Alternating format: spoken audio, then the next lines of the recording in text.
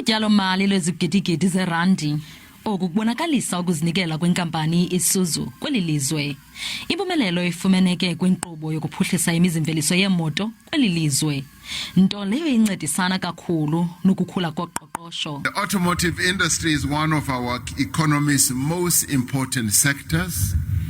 As you heard, it contributes a great deal to our GDP, and contributing more than 4% of GDP means that it is a substantial and serious part of our economy.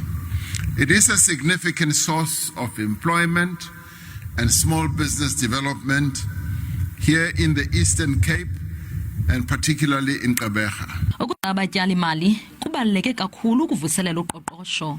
This investment, together with approximately 332 billion rand investment pledges that were made at our 4th South African Investment Conference held last month, will do much to support South Africa's economic recovery.